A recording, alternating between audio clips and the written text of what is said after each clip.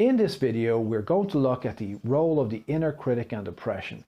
I feel it's terribly important. If you're depressed or know somebody who is depressed, please take a look at this video and it will demonstrate the role of the inner critic and why by reducing the inner critic we can do an awful lot to improve depression, reduce depression, or even completely cure depression.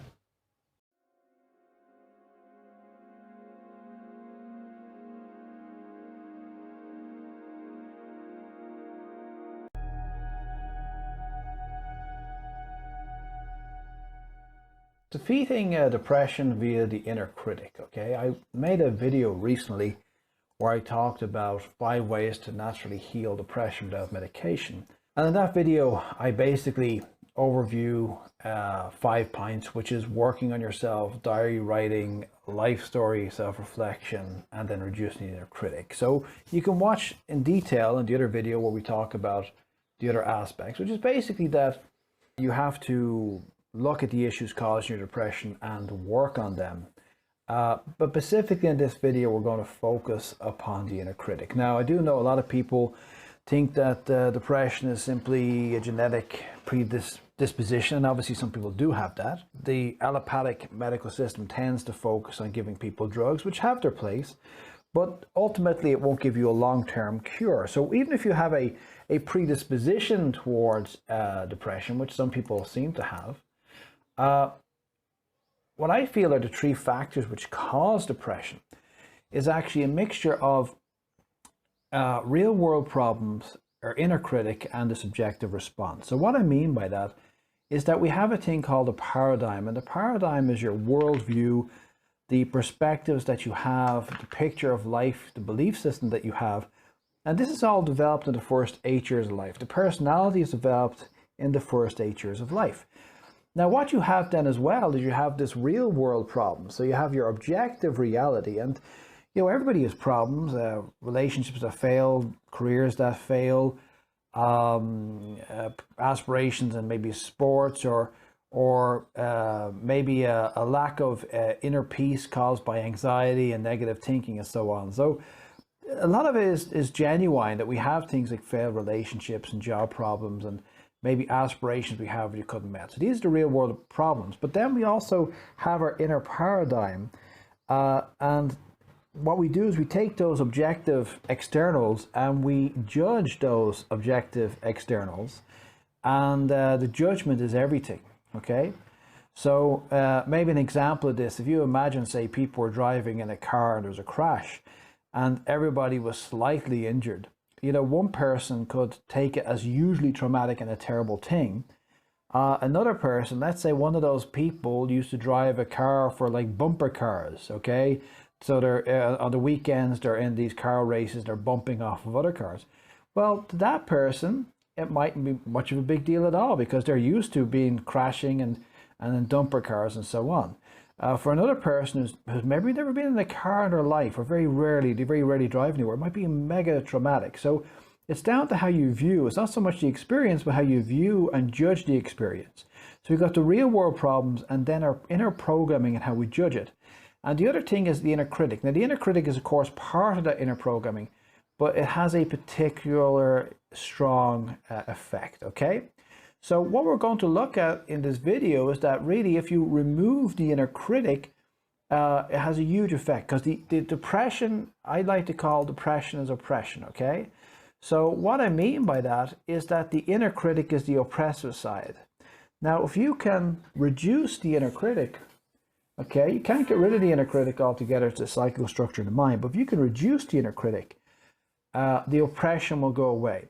So the oppression is the weight of the world. If you look at people who are depressed, they often feel like the weight of the world is on their shoulders, and they're held back. And you know, they often, with the inner critic, they have things like, I can't do it, I won't do it, I'm not perfect, I'm not good enough, I'm not worthy. And this is where we get this whole thing of objective things happen, like say you're in a failed relationship, for example, but if you've got a very strong inner critic, well, that inner critic might say, well, you're useless and you're stupid, nobody loves you and you're unlovable, and so on and so forth. Okay, so, and that weighs upon you. So there's something punitive about the inner critic. Now, it might come up in the first person, the second person, or just in the subconscious. What I mean by that is a first person criticism is where you literally say, I can't do it. You literally have your own inner dialogue and you basically say, I can't do it, I'm unworthy, I can never have a good relationship, etc. If it comes up in the second person, it will be like this voice saying you can't do it, like another person in your head saying you can't do it. But also some people have a positive inner dialogue, but then subconsciously it's there. So once you feel you can't achieve something, it's always the inner critic, whether you hear a little voice in your head or you just believe you can't do it. That, who is saying you can't do it? Well, it's obviously the inner critic. Now, in the case of depression, what the inner critic is ultimately doing is it's putting a weight upon your back and saying you can't do it and you can't get off of this and so on. And there's actually two major questions which I find that tend to come up. Now, there's many different things because everybody's an individual mind and every mind is different. But the tendency is two things. One, will the depression be here forever? Will I ever be able to go back to normal? Okay, so that's one question, which is, can I ever be free of this? And the inner critic basically says, no, you can't. Okay, you're going to be stuck like this for life. And there's a tendency to want to go back to an earlier state where you didn't have this feeling of oppression. The second one is related to this. And the second one is it coming back? And okay, so the problem with the first one is, when you think, am I always going to feel like this? I'm always going to feel so down and I'm always going to feel like this. It's depressing and it kicks off the depression. The other one is, even if you're free of depression, once you start thinking, oh my God, if it comes back, then again, it's causing you a huge problem. So these are the two major repetitive thoughts, although there can be many other thoughts. These are two major repetitive thoughts. And if you think about it, we got a thing called victim consciousness. And basically, there's two perspectives you can take with life.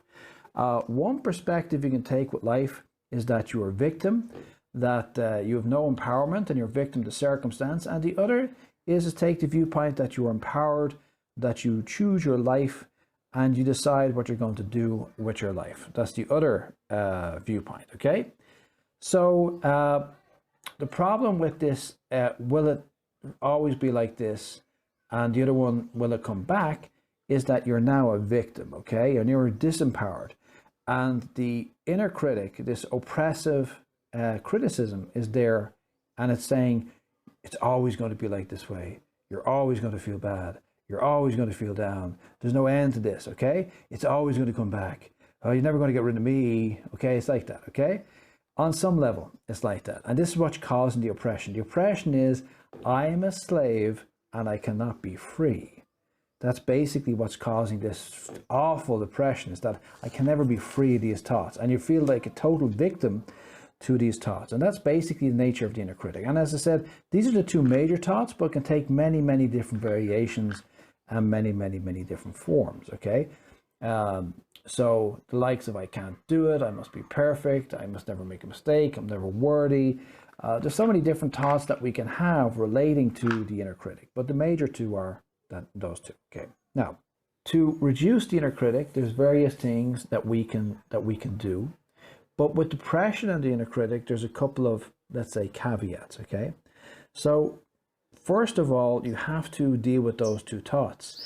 Is it always going to be this way? And is it going to come back? And really the problem that people have is they always want to go back to an earlier state. And the reality is you can't. I've done another video on dealing with trauma as well. And this is the same basic thing, because the difference between dealing with trauma and dealing with depression is often depression is created by mini traumas, whereas a person might have all sorts of other issues dealing with a specific trauma, like post-traumatic stress syndrome and so on. But the point is, it's a desire to go back to that earlier state. The reality is you can never go back to the earlier state.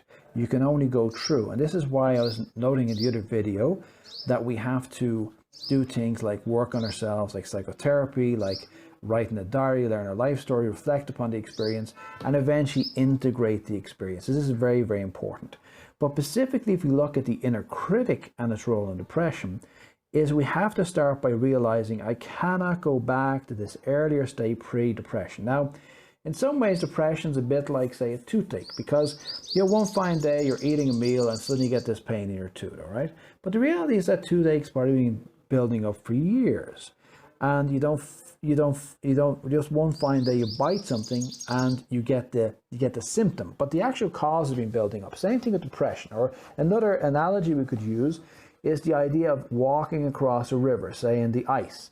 The river is iced over, and every day you walk across the river. Okay, so the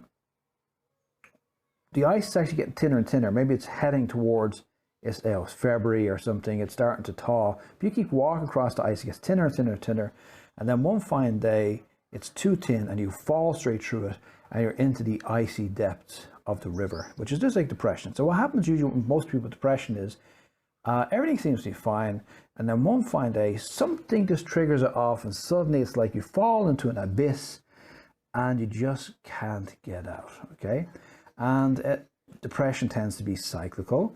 It tends to be at certain times of the day it's worse, and also it goes and then it comes back, and it goes and it comes back. So it's very cyclical. Okay, so don't worry about trying to find out exactly what caused your depression. Basically, what caused your depression, as anybody's depression, is a mixture of some negative life experiences which kind of traumatized you, combined with some negative thinking, as in your life paradigm it has set up a certain way, and your inner critic is set up a certain way, that it judges these experiences in a very negative way.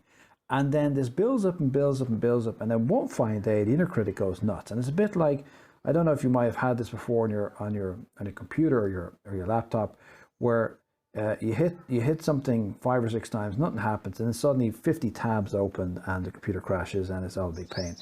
That's basically like your inner critic. It goes bananas and it goes in a full frontal attack. Now, you mightn't consciously hear kind of an inner voice, but basically you feel terribly oppressed. That's basically what's happening, is this inner criticism is an overdrive. Now, most of it's in your subconscious, so you won't have a conscious thought of it, but you just can't seem to get out. It's a bit like falling in a hole in the ground, and how are you going to get out? You scratch on the sides, and you can't seem to get out, and you're sliding back and forth, okay? So it's a bit like that. But the key to dealing with the depression is starting by realizing that you cannot go back. You're going to have to go through. So what does that mean? Going through means you're going to have to work through a lot of self-reflection and finding out what's caused the problem and working at it over time, okay? But first of all, we need to reduce the inner critic. So to reduce the inner critic, we have to start by accepting it's okay to feel the way that I feel right now. It's not a problem to feel, because I know I want to go back to feeling good.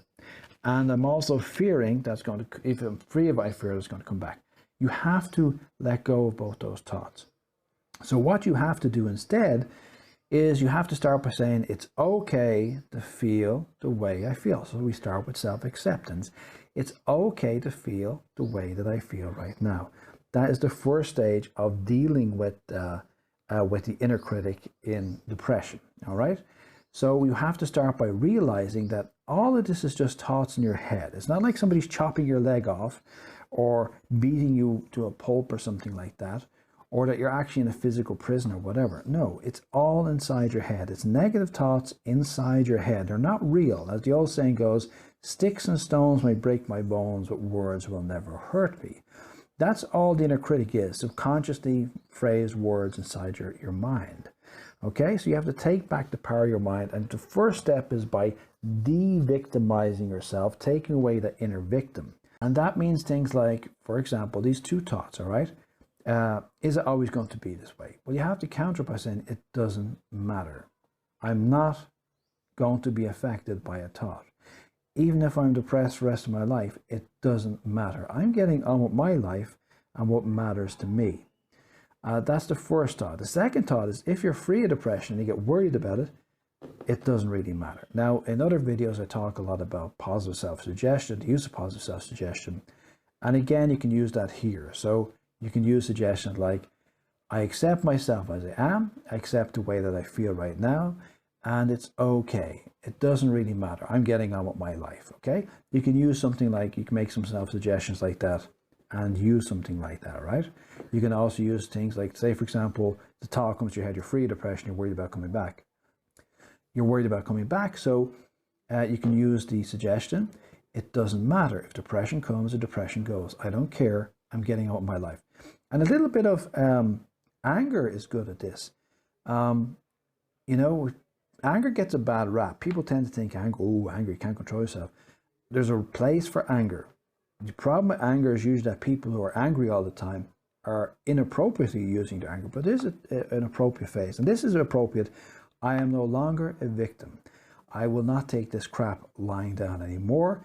I am getting on with my life. Something like that. Use that anger to say, I'm not taking this crap. I'm no longer playing the victim. Maybe I don't feel good, but that doesn't mean I have to cry and whimper, okay, like some kind of slave or some subservient being. I'll take it on the chin. It's only a feeling. And another thing that we can do to help with this is the idea of this nice phrase, which is this too will pass, okay? So everything passes, good or bad. And sometimes it's bad when certain nice things pass in life, but also the opposite side of that is that bad things also pass, and even negative feelings and so on, they too will pass. And no matter how bad the depression is, it's like a hurricane. You see those movies where a hurricane comes and it's about to rip off the house, and the people jump down to the basement and strap themselves in. It's like that. It might beat and batten down the doors, but you're locked safely inside your basement, okay? And the basement is the basement of the realization that this too will pass. I just have to hunker down here for a few minutes or an hour or two, however bad it is, it will pass. And it will pass because the human nervous system is designed in such a way that it cannot maintain a state for an infinitely long period of time. You can't stay in a state of ecstasy. You also can't stay in a state of supreme depression for an extremely long period of time. A few minutes, a few hours, that's it. And even if you go through a very shitty period of like weeks or months, you feel depressed all the time, there are, if you start diary writing, you'll start to notice there's certain times of the day it's not so bad, and certain times of the day when it really is very bad. So, you know, start realizing there's a time limit to how long you're going to feel really, really bad. So this is using your rational mind to help, all right? I'm not saying it's easy. Initially, it's going to be hard. And the advice I'm giving you on this video here, you know, you're not going to be cured of depression overnight. But if you take the advice here to detoot, to depower, to disempower the inner critic, the oppression will reduce over time. So initially, say you're having depression now today, it will become 10% better, 20% better. The depression goes away. Next time, a few months later, get depressed again. It's only 70% of what it was. Then you get depressed again. It's only 50%, only 40%. And after a year or two, maybe you never get depressed again, or the depression is not so bad. One thing we have to understand as well with the way the mind works is the mind works in the principle of homeostasis.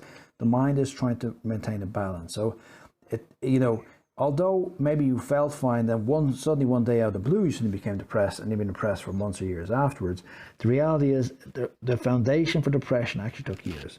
And so to fully cure yourself of negative states will take time, okay? It will take anywhere from weeks, months, years, depending on the person. But you can't think badly about it. You can't get stuck on thinking badly about it, all right? So I'm not going to go too much into details to how to reduce the inner critic. In the other video on the inner critic, I go into detail, which is basically to reduce self-critical thoughts, to boost self-worth using auto-suggestion in a positive mind field, and to use visualization to create reality, okay? So if we look here at this picture, we see this healing methodology, which is basically to work on yourself, to learn out what was causing your problems, diary writing, life story, self-reflection, okay? And this is working through the issues, but you reduce the inner critic by reducing self-critical thoughts, okay? So watch the video to get more detail on how to do this, boosting self-worth and using visualization, okay? So over time, you can reduce the inner critic. But what actually happens is, you know, depending upon the setup, the inner critic can be reduced in anything from a day or two to a few months, to a year or two. It depends upon the person. So you could actually make fantastic progress with the inner critic very quickly, and many people do. But this is the second thing I want to get on this video. So the key thing that's causing your depression is actually oppression. It's the inner critic is oppressing you, and you have to put the inner critic in your box.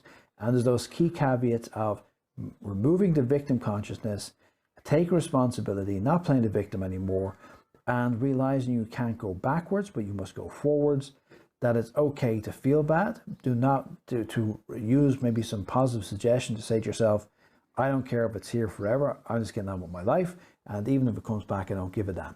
That's very, very important caveat to deal with the inner critic with depression, okay? So let's say that you now, you're making progress with the inner critic, and the feelings of oppression are reducing, which is fantastic. But even if that's the case, then there's a cleanup that has to take place. And that's where we're looking at supports, which we have here: cleaning, nurturing, and support.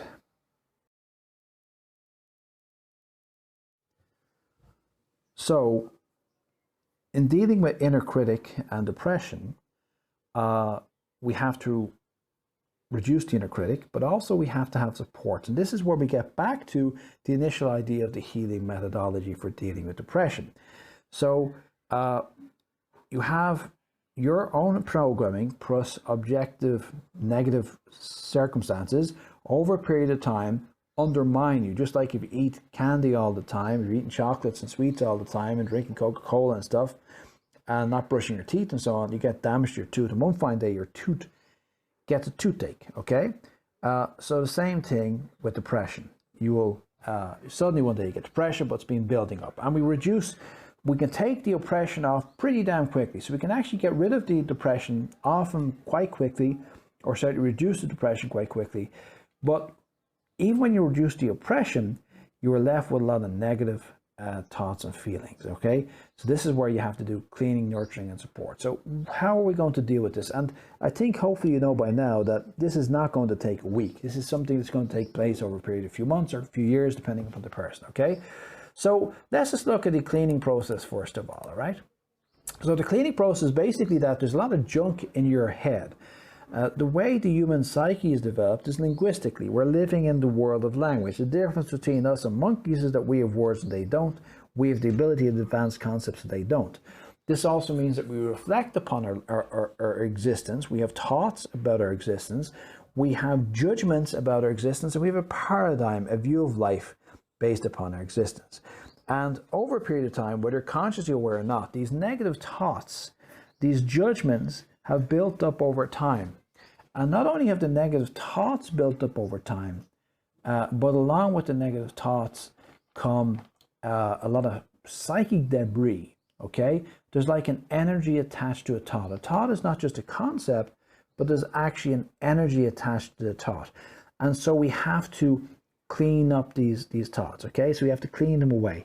And this is going back to the healing methodology of learning out what your issues are, learning out what I call a life story, to put things into perspective, seeing what the things which are the traumas and the hurts, working through them, reflecting on them, and eventually integrating them and moving on. You can't go backwards, you move on with your life.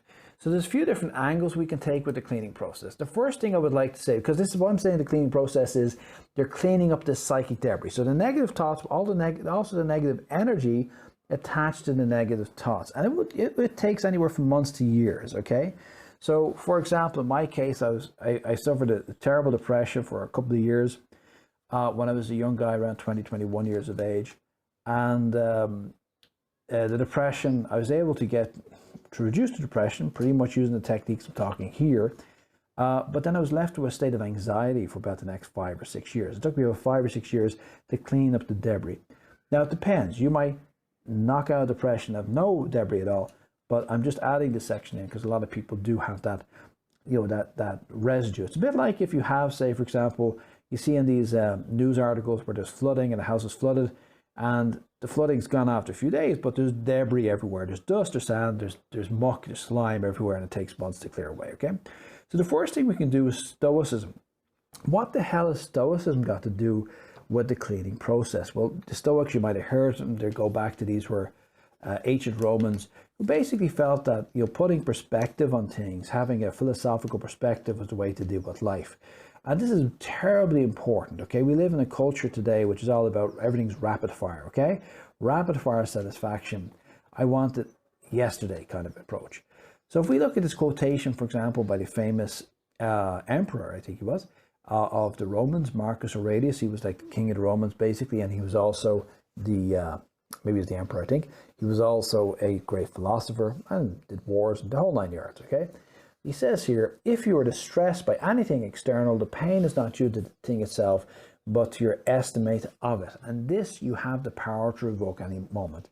So Stoicism means that you're accepting, like what I said earlier with the depression, the two key thoughts that keep coming back with depression are, is it never going to end and is it going to come back? And the Stoics just says, I will get on with things. And the Stoics are very focused on having a value system and using their values to support themselves, having a character, having a value system. You know, I will get on with things, you know, okay? So having a sense of duty. So even if I don't feel good, I'll do the right thing. And what they're really saying here, what Marcus Aurelius is saying here, is that it's not what happened to you, but it's how you think about it. So while you go into this cleaning process, because often when we're working through depression, because there's thoughts and feelings that are behind the depression, okay? And as we work through them, they're icky feelings, and it takes time to go through these things, you know? Like if you look at, say, failed romance, for example, it takes time to work through a failed romance. It takes time to work through a career failure or health problem, the psychology of dealing with it, all right? And we're living in a society where a lot of people just take all this stuff and dig a big hole inside themselves and just throw it in there and ignore it, but still they're causing you problems. So to actually work through issues, life problems, experiences, and make sense of them and to integrate them can take anywhere from weeks to months to years, depending upon how much you're affected by that negative experience. And so the first thing is to be stoical about the cleaning process. Be stoic about, you know, okay, I don't feel oppressed anymore because I'm reducing the self-criticism and boosting myself, but I still feel lousy, okay? And going from feeling lousy to feeling good could take anywhere from weeks to months to years, and to take a stoical approach, all right? The second thing is this thing of endurance, and this ties into the exact same thing again. I use this picture here of a guy doing, like, you can imagine doing like millions of push-ups or something, but we look at a lot of sporting activities. A lot of it's based upon people doing endurance. I recently was watching some guy, he was an ex-Marine, and he did like push-ups for 8 hours or something, or he did a plank. I think he was doing the plank, where you basically keep your body in a kind of a few inches off the ground in a very uncomfortable position. Most people do it for like 30 seconds. He did it for 8 hours or something like that. Endurance is an amazing thing. And again, we're in a society where people don't think of endurance. I remember reading about Abraham Lincoln when he was a boy. He walked 18 miles to borrow a book. I mean, could you imagine walking 18 miles to borrow a book? So back in the old days, super high technological society, people did a lot of things that took an awful lot of endurance. And just having that endurance, that ability to withstand discomfort. Because a lot of the problem we have these days is we want comfort all the time and we don't want discomfort. And again, being stoical and hanging in there and getting used to not feeling good. Because what a lot of people do in life is what they need to do is they need to integrate some negative experiences and feel a bit bad some of the time. But then if you feel a bit bad some of the time while you take the time out to do therapy and, work on yourself, and on the long term, you feel good most of the time. Where a lot of people, instead, they numb themselves through things like drugs, and they numb themselves through things like just living in denial. So they don't feel that pinch of pain, but also they're kind of numb all the time, or they're kind of in pain all the time. So it's a bit like, is it worse to go to the dentist and suffer the pain of having the dentist's fist in your mouth for a couple of hours, but then you feel good? Or to just walk around constantly having a toothache most of the time? And it's the same thing what people do with their mental issues. So you have to develop the endurance. Like if you want a nice physique and you want to be healthy, you have to go to the gym or walk or do exercise, and it's uncomfortable. Working out is uncomfortable. There has to be a certain level of acceptance of discomfort. So that's the second aspect, is having endurance. The third one I like to say here with cleaning is the spiritual connection. You know, whatever religious background you have, you know, getting in touch with God. Okay. Now, if some of you guys want to believe in God, that's fine. If you don't believe in God, well, at least think in terms of, you know, your higher self, higher aspects of yourself, something beyond your ego. Okay. And if you are in a religion, well, get down to the temple or the church or the mosque or whatever, and, you know, look for assistance from God. Ask this higher power, ask God to help you, because your little ego doesn't have to support everything all the time as well. So to get that spiritual connection, okay? Meditation can also help. I do a meditation system called Heartfulness Meditation, and we actually have a cleaning process in the meditation, so you can always check out if you're interested. Heartfulness Meditation, and its cleaning process is very, very powerful. But whatever it is for you, please use that to help you. You know, human beings, whether you believe in God or not, human beings seem to be spiritual creatures, religious creatures. There's a religiosity about human beings. We seem to need to have this belief in God or higher power or higher something, and it seems to help put a philosophical overview on things, all right? So that's the cleaning aspect. So while you're cleaning out the debris from your system, to have that stoical viewpoint, to get used to suffering a little bit over time, but in the long term to be free of it, and of course using spiritual connection to help. We also have nurturing aspects, and very simple things like hanging out with friends. Having a good social network will help you. Sharing your problems with other people, maybe finding support groups that will help you. Physical exercise is great. Exercise is great. Meditation, of course, writing in your diary and so on. Watching a good movie, okay? Doing stuff that supports you. Doing things which nurtures you is very, very helpful in supporting, all right? And you know, the power of a good relationship, the power of friendship, and again, religion and spirituality. Often a lot of people find a lot of succor and support in religion and spiritual activity, okay? I think a lot of those are obvious, but often we do things on our own, and we don't seek support. We don't tell people our problems. We don't look for support groups, and just very simple things like looking after ourselves. A thing we have to realize as well with depression and basically not feeling so good is often they become more introverted. They look more within themselves, and they feel stuck, like they can't look outside. And obvious things like spending time with people we love, sharing with other people that we care about our problems, doing things like physical exercise, support groups, religion, etc., hobbies. We need to pull ourselves out of feeling oppressed and depressed, and we need to pull ourselves out of anxious states and uncomfortable states as well. So it's kind of a mixture of things. So again, to summarize, the healing methodology is basically accepting that you can't go back, working through things, and then as you work through things, integrate things. And of course, the first step of depression is reducing the inner critic, because the inner critic is the oppressive side of depression. But even when you do reduce the inner critic, you're still left with a lot of junky thoughts. You know, your mind is all over the place. You feel hurt, you feel upset, etc. Because the junk is there. Now, the interesting thing is, when you take away the oppression, the depression is gone, but you still feel awful. It's a funny thing. The difference between feeling mentally, emotionally bad, as not happy, and feeling oppressed, depressed, is just the inner critic. So the most important thing is to reduce the inner critic by empowering yourself, by not being a victim, by accepting that you're not going to feel so good, and not taking any of this crap about, am I always going to feel this way? Is it going to come back? And feeling a victim. Get rid of that crap. But even when you get rid of that crap, you're still left with the need for cleaning, nurturing, and support to work your way through these junky thoughts over time. Okay, so there's a lot there. You might want to have a look over the video or some aspects and take a look at it.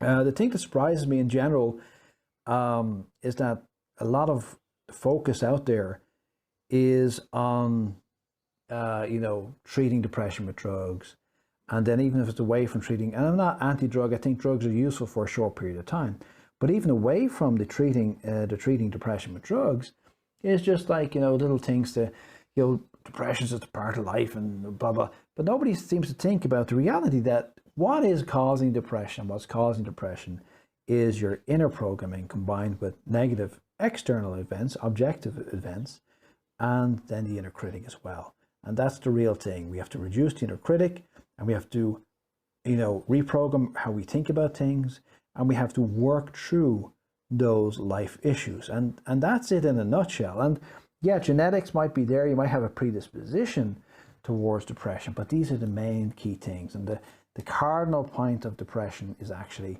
oppression.